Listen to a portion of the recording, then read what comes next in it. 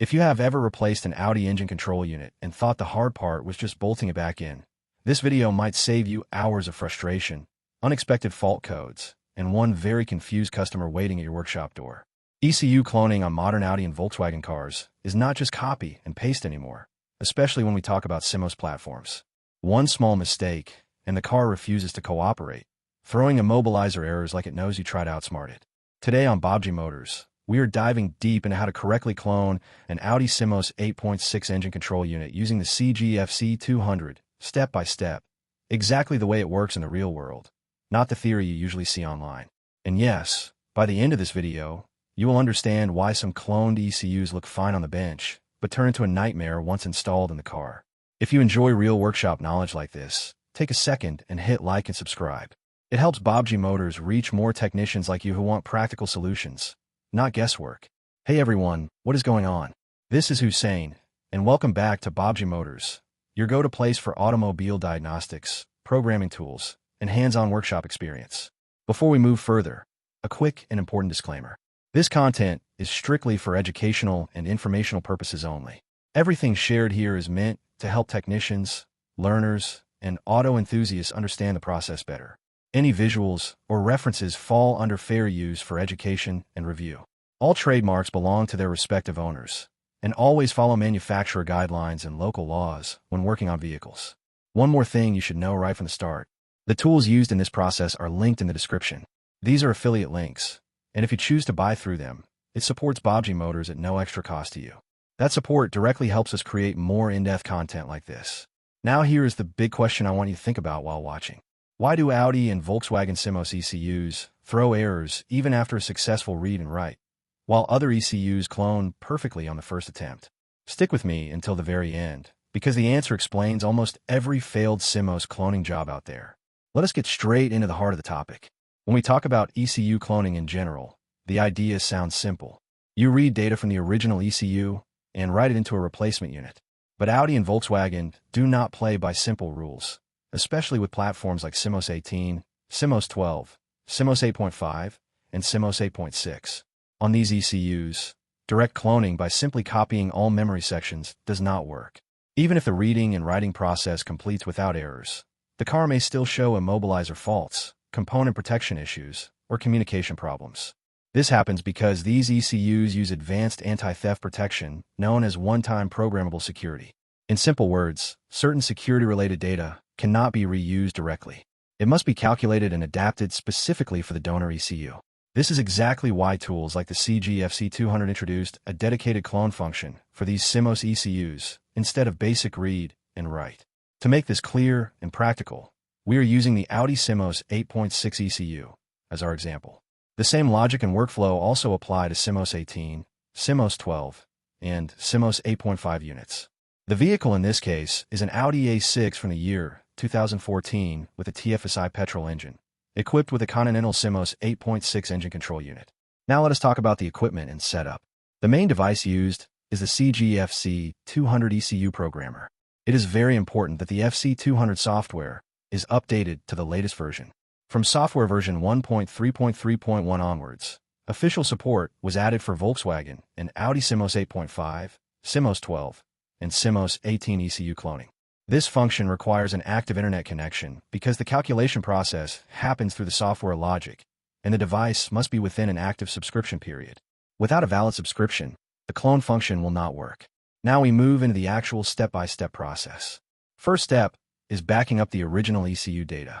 Select Audi, then Continental, then Simos 8.6, TC1796, and choose platform mode, which is bench mode. One very good thing here is that there is no need to open the ECU, and no soldering is required. Check the wiring diagram inside the FC200 software carefully. Connect the ECU to the FC200 using the DB15 jumper cable. If the ECU does not power up properly or identification fails, connect a stable, regulated 12-volt power supply. Clean power matters more here than most people realize. Once connected, identify the ECU. After successful identification, read the data in this order: D-flash, then P-flash, and then external EEPROM. Read each section carefully and save all files with clear names. This backup is your safety net, so treat it like gold. Second step is backing up the donor ECU data. Disconnect the original ECU completely. Now connect the donor ECU, which in this case is a second-hand Simos 8.6 unit from another Audi A6. Use the same DB15 cable connection. Identify the donor ECU, then read and save its D-flash, P-flash, and external EEPROM as well. Even though this ECU will be overwritten later, these files are necessary for the calculation process. Third step is the most critical part: data transfer and calculation. Inside the FC200 software, select the clone function. Now you will upload 3 specific files. First, open and upload the original ECU external EEPROM data. Second, open and upload the original ECU P-flash data. Third, open and upload the donor ECU P-flash data. Once these files are selected, confirm by clicking Yes.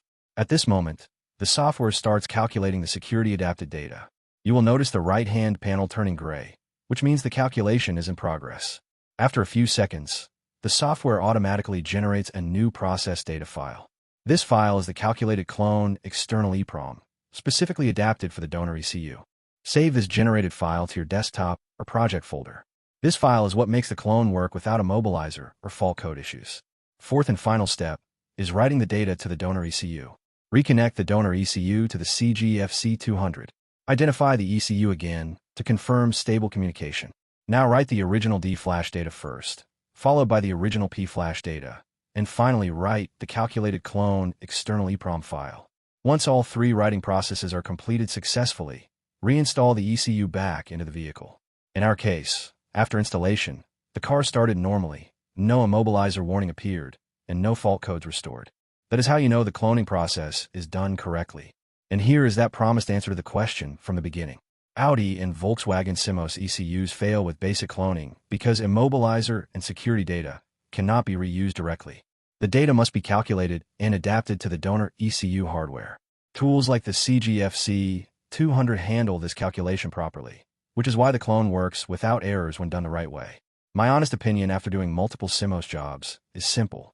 If you treat these ECUs like older generation units, they will punish you with faults. But if you respect the security logic and follow the correct workflow, Simos cloning becomes reliable and repeatable. Here's a quick tip before we wrap up. Always label your files clearly and never mix donor and original data. One wrong file selection can turn a perfect ECU into a very expensive paperweight, and nobody wants that sitting on a workbench. If this guide helped you, I want to hear your experience. Drop your thoughts, questions, or real workshop stories in the comments. Now let me ask you honestly. If you found value in this video, help Baabji Motors push this content to more technicians. Smash the like button, aim for 10,000 likes, flood the comments with 1,000 comments, and share this video with anyone working on Audi or Volkswagen ECUs. When the algorithm sees that energy, it pushes the video harder, and that helps us grow Baabji Motors into the #1 diagnostics channel. I know my loyal subscribers will definitely make that happen. Do not forget to check the description for the tools used in this video. Using the affiliate links supports the channel directly. And if you really want to stand behind the content we create, consider joining the channel membership. That support keeps these deep dive tutorials coming. Thank you for watching. Thank you for supporting. And until the next one, keep learning, keep improving your skills, and happy diagnosing with Baabji Motors.